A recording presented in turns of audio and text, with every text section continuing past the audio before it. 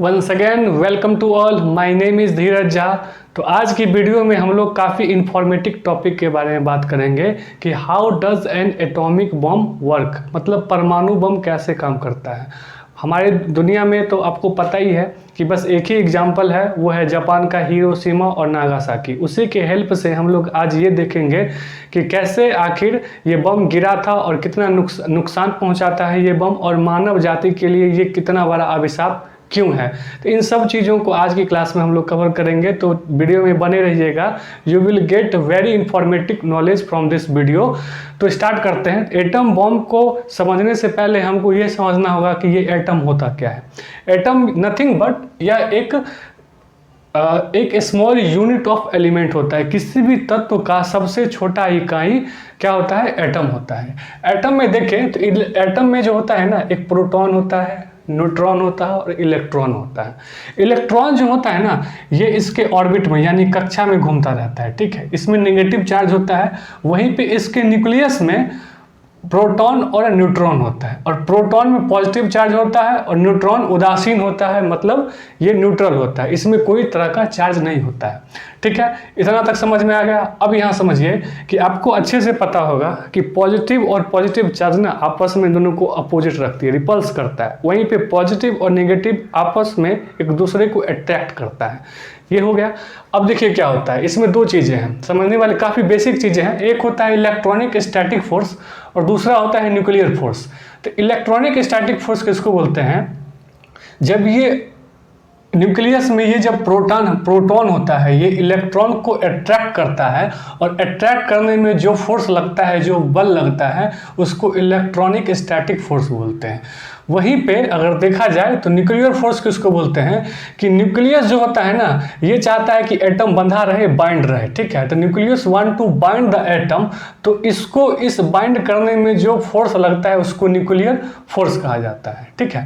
अब वहाँ पे एक है तो दो टाइप के एटम है। एक एटम में क्या होता है, जब प्रोटॉन की संख्या न्यूट्रॉन की संख्या के बराबर होता है, तो इस कंडीशन में जो न्यूक्लियर फोर्स है वो इलेक्ट्रॉनिक स्टेट फोर्स से ज़्यादा होता है। ध्यान समझिएगा, जब प्रोटॉन की संख्या न्यूट्रॉन की संख्या से जब बराबर हो जाती है, तो इस कंडीशन में न्यूक्लियर फोर्स समझ में आ गया, ये हमेशा बाइंड करके रखना चाहता है। और जो इलेक्ट्रॉनिक फोर्स होता है, ये प्रोटॉन जो होता है ये खींचना चाहता है इलेक्ट्रॉन को। तो इस कंडीशन में ये बाइंड होगा, कंडीशन में बाइंड करके एटम को मतलब सही से ढंग से रखेगा। लेकिन इसके दूसरी ओर देखिए, दूसरे एटम में तो इसमें ना जब न्यूक्लियर की जो मतलब न्यूट्रॉन की संख्या प्रोटॉन की संख्या से ज़्यादा होती है, तो ठीक इसका उल्टा हो जाता है। इलेक्ट्रॉनिक स्टैटिक फोर्स ज़्यादा पावरफुल हो जाता है कंपेयर टू न्यूक्लियर फोर्स, ठीक है। और इस कंडीशन में एटम टूट जाता है। तो जो परमाणु बम जो होता है उसमें इसी टाइप का जो एटम होता है यूज होता है, इसी टाइप का कंडीशन होता है। अब देखिए क्या होता है कि हमारे पास तो मात्र एक ही एग्जांपल है, जैसे मैंने बताया कि एटम बम का सबसे पहला प्रयोग जो 6 अगस्त और 9 अगस्त को अमेरिका ने जापान के ऊपर किया था। आइए इसको डिटेल से समझते हैं, और इसी डिटेल से हम लोग समझते हैं कि आखिर ये बम कैसे काम करता है। अब देखिए, इसका जो फर्स्ट टाइम यूज हुआ था वो 6 अगस्त को हुआ था। जो जापान का एक शहर है हिरोशिमा, उस पे किया गया था। और जो बम यूज किया गया था ना, उसका नाम था लिटिल बॉय। क्या नाम था उसका? कोड नाम जो था वो उसका नाम था लिटिल बॉय। इस लिटिल बॉय में ना यूरेनियम यूज हुआ था, और यूरेनियम का जो क्वांटिटी था वो 64 kg था। और 64 kg का जो यूरेनियम इन्होंने यूज किया था लिटिल बॉय में हिरोशिमा के ऊपर, इसमें जो यूज किया था इन्होंने 15 किलो टन का विस्फोट पैदा करने के लिए इस 64 kg यूरेनियम का प्रयोग किया गया था। वहीं दूसरी ओर देखें तो एक 9 अगस्त को ठीक 3 दिन के बाद नागासाकी में बम को फोड़ा गया, ठीक है। उसका नाम जो था, जहां देखा जाए तो हिरोशिमा में लिटिल बॉय था, वहीं जो नागासाकी में जो बम फोड़ा गया था उसका नाम फैटमैन था। फैटमैन में यूरेनियम का प्रयोग नहीं हुआ था, इसमें प्लूटोनियम का प्रयोग हुआ था। इस प्लूटोनियम की अगर क्वांटिटी की बात करें 6.4 kg मात्र यूज हुआ था। वहीं देखे तो यूरेनियम 64 kg और प्लूटोनियम मात्र 6.4 kg। वहीं पे ये जो है ना लगभग 15 किलो टन विस्फोट पैदा करने के लिए मात्र यूरेनियम 64 kg यूज हुआ था। वहीं पे 21 किलो टन मतलब विस्फोट पैदा करने के लिए मात्र 6.4 kg प्लूटोनियम का यूज हुआ था। इससे यह बिल्कुल स्पष्ट हो जाता है, क्लियर हो जाता है कि plutonium is more efficiency than uranium. ठीक है, अब देखिए आगे बढ़ते हैं। यूरेनियम, ठीक है। अब देखिए ये जो आपको फिगर दिख रहा है ना, ये जो है ना फैटमैन है। फैटमैन का दूसरा नाम it is also known as Mark 3। ये जो बिल्ड किया गया था ना साइंटिस्ट और इंजीनियरों के द्वारा इसको बिल्ड किया गया था। इसको जो बिल्ड किया गया था वो लॉस एलमोस लेबोरेटरी में इसको बिल्ड किया गया था। उस टाइम पे जो ओपेनहाइमर जो थे उस समय के निर्देशक थे, इसलिए उनको परमाणु बम का जनक माना जाता है। ठीक है, इस फैटमैन की अगर लेंथ की बात किया जाए तो 128 इंची था, डायमीटर इसकी 60 इंची थी। वहीं पे इसका वेट की बात करें तो लगभग 4670 इसका वेट था। ठीक है, 4670 केजी इसका पूरा वेट था, मतलब 4.6 टन मान लीजिए। ठीक है, अब देखिए इसमें क्या होता है, जैसे मैंने यहाँ बताया इसमें यूरेनियम नहीं, इसमें प्लूटोनियम यूज हुआ था। ठीक है, प्लूटोनियम में देखा जाए तो ये प्लूटोनियम होता है। प्लूटोनियम क्या होता है? प्लूटोनियम क्या होता है कि it is a radio active metallic element होता है। ये एक एलिमेंट होता है, पीरियोडिक टेबल में देखा जाए तो आप देखोगे एटॉमिक नंबर 94 होता है इसका। ये जो खोजा गया था 1940 ईस्वी में इसकी खोज हुई थी। ये यूरेनियम जिस खदान में मिलता है उसी खदान में प्लूटोनियम भी मिलता है। ठीक है, इसमें अगर बम में देखा जाए ना तो ये जो बम होता है बेसिकली इसमें ना मतलब 4 लेयर होते हैं। एक तो आउटर लेयर होता है, ये जो आपको ब्लैक दिख रहा है इसका कवर है। जब से बॉल है तो अब बॉल को जब आप 20 से काट दोगे तो ये अलग अलग हो जाएगा ना, तो उसी टाइप का ये शेप है, अलग अलग, ये एक ही है अलग अलग। और फिर एक्सप्लोसिव लेयर होता है और ये फिर प्लूटोनियम लेयर होता है। ये जो एक्सप्लोसिव लेयर होता है ना इसमें 60% RDX मिलाया गया था और 40% TNT मिलाया गया था। मतलब ये विस्फोटक पदार्थ से बने हुए थे। ये ब्लू वाला जो आप देख रहे हो ये विस्फोटक पदार्थ का लेयर था, इस एक्सप्लोसिव लेयर था ये। तो इसमें क्या था 60% RDX का फुल फॉर्म होता है रॉयल डिमोल्यूशन एक्सप्लोसिव। वहीं पे 40% इसमें TNT यूज हुआ था। इसका जो फुल फॉर्म होता है यहाँ पे ट्रिनिटो लुएने इसको बोलते हैं। ठीक है, अब देखिए आगे बढ़ते हैं। यहाँ पे देखिए जब फोड़ा गया था ना स्टार्ट, तो टारगेट पहले इनका जो था ना वो था इनका कोकुरा शहर। मतलब पहले इन लोगों ने टारगेट बनाया, हिरोशिमा पे फोड़ लिए हैं, अब कोकुरा शहर को फोड़ेंगे। लेकिन कोकुरा शहर पे जब वहाँ पहुँचा ना तो काफ़ी ज़्यादा बादल हो गया, टेक्निकल प्रॉब्लम हो, मतलब नहीं फोड़ा जा संभावना हुई। तो इन्होंने फिर अपना टारगेट नागासाकी को चुन लिया। अब नागासाकी की अगर बात करें, अब चूंकि बम फूटा तो बहुत ज़्यादा नुकसान हुआ, बहुत लोग मारे गए, तो उसको थोड़ा सा जान ले। इसका जो जनसंख्या था ना उस नागासाकी का अभी मौजूदा शहर में लगभग 250 किलोमीटर, जो मौजूदा शहर है उससे 250 किलोमीटर की दूरी पे ये नागासाकी है। पॉपुलेशन 1945 ईस्वी में उस नागासाकी शहर का 2.63 लाख था। काफ़ी ज़्यादा ह्यूज क्वांटिटी थी, ह्यूज पॉपुलेशन था उस टाइम पे। बम 17,000 हाइट पे था, 17,000 फीट पे ये हाइट पे गया वहाँ पे। और जब वहाँ से उसको छोड़ा गया, जब छोड़ा गया ना तो जैसे ही 1600 फीट पे आया ना, 1600 फीट पे है। अब कैसे पता चला कि ये 1600 फीट पे है? तो 1600 फीट पे पता लगने के लिए इन्होंने क्या किया था कि सिग्नल भेज दिया। अब सिग्नल भेजने के बाद पता चला वहाँ पे कि फिर इन्होंने उस सिग्नल भेजा तो पता चला कि 1600 फीट पे यह बम पहुँच चुका है।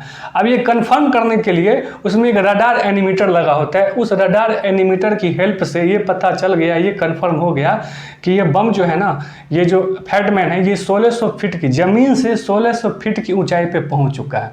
जैसे ही वहाँ पे पहुंच गया तो इन्होंने क्या कहा, अब इस बम के ऊपर थोड़ा सा और अंदर जाइए तो इसमें ना डिटोनेटर लगा होता है और इसके पीछे में 24 वोल्ट का बैटरी लगा हुआ था। अब 24 वोल्ट का जो बैटरी लगा हुआ था ये अटैच था डिटोनेटर से। अब डिटोनेटर क्या होता है? डिटोनेटर जो होता है एक तरह से देखा जाए तो ये एक मतलब ब्लास्टिंग कैप होता है। ब्लास्टिंग कैप होता है बेसिकली जो डिटोनेटर का यूज जो किया जाता है ना, अगर आपको बम को मतलब एक्सप्लोसिव करना है, बम फोड़ना है, तो आप दूर से अगर आप फोड़ना चाहते हैं ना तो उस टाइम पे ये डिटोनेटर काम आता है।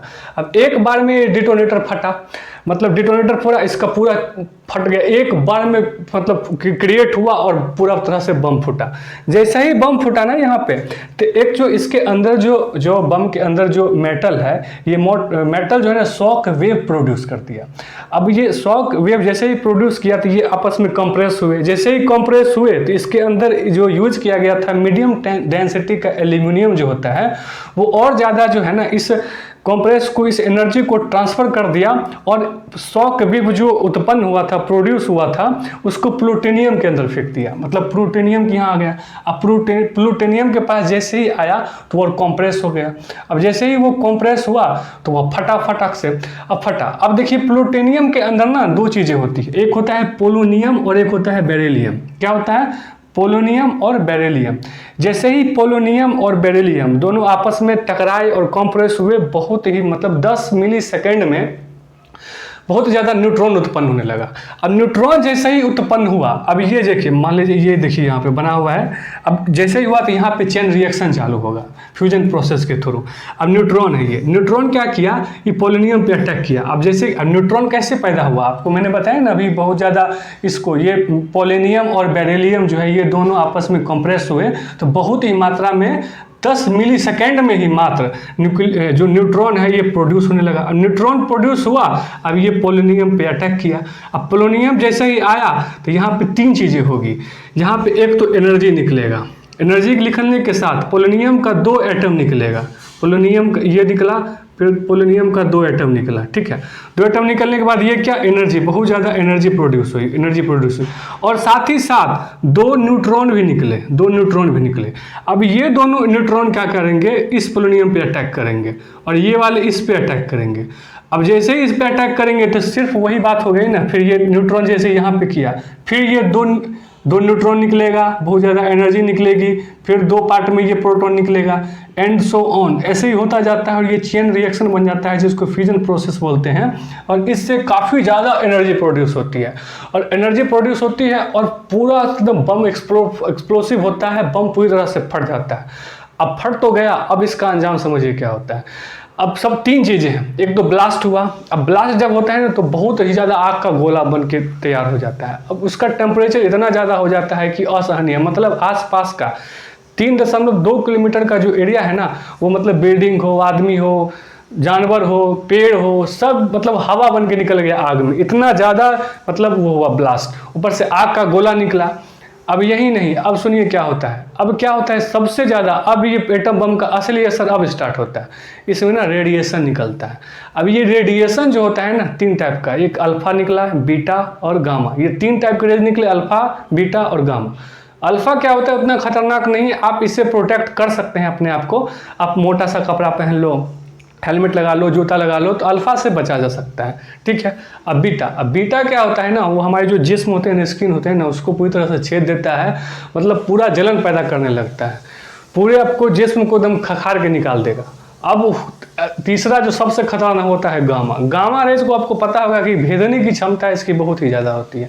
ये मतलब पूरे शरीर को छेद छाद कर देता है पूरी तरह से, मतलब कैंसर, हार्ट रिलेटेड प्रॉब्लम, बहुत सारा प्रॉब्लम क्रिएट करता है। इवन इतना ज़्यादा ये भेदने की क्षमता होता है कि हमारे सेल के अंदर जो क्रोमोसोम के अंदर जो न्यूक्लियस होता है ना, उस न्यूक्लियस को में जा करके, न्यूक्लियस नहीं होता है, मतलब न्यूक्लियस होता है वो सेल के अंदर न्यूक्लियस होता है, न्यूक्लियस के अंदर फिर क्रोमोसोम होता है, क्रोमोसोम में फिर उसमें डीएनए होता है, डीएनए के अंदर फिर जो जीन होता है ना उसको भी चेंज कर सकता है। अब और अभी भी वहाँ पर अगर कोई बच्चा पैदा होता है ना तो मतलब विकलांग ही पैदा होता है, ये पूरा जेनेटिक को ही चेंज कर देता है, इतना ज़्यादा खतरनाक होता है ये गामा। तो ये तो मानव जाति के लिए देखा जाए तो एक बहुत बड़ा अभिशाप है ये परमाणु बम। तो आपको ये समझ में आ गया कि आखिर ये कैसे काम हुआ था, कैसे ये बम फटता है और किस तरह से ये अपना असर दिखाता है। ये तो कुछ नहीं है, आज के टाइम में लगभग 26,000 एटम बम पूरी दुनिया भर में है। मतलब इस दुनिया को समाप्त करना है ना तो 300 से 400 अगर बम फूट गया ना तो पूरी दुनिया समाप्त हो जाएगी, इतना पावरफुल होता है ये। एक रूस का एक बम है एटम बम टेसार, वो टेसार बम कुछ नहीं है, मतलब ये टेसार बम इतना है ना कि ये जो फैटमैन लिटिल बॉय है ना, फैटमैन, ये मतलब इससे भी 14 गुना खतरनाक है। मतलब ये समझ लीजिए टेसार के सामने जो फैटमैन है ना, जैसे असली बम के सामने चॉकलेटिया बम नहीं होता है दिवाली में जो छोड़ते हैं, उसके समान है, कंपेरिजन करके देखे तो ये कुछ नहीं था, वो उतना ज़्यादा टेसार खतरनाक है रसिया का, ठीक है। तो ये आपको समझ में आ गया। तो फिर नेक्स्ट वीडियो में मिलते हैं नए इन्फॉर्मेशन टॉपिक के साथ, नए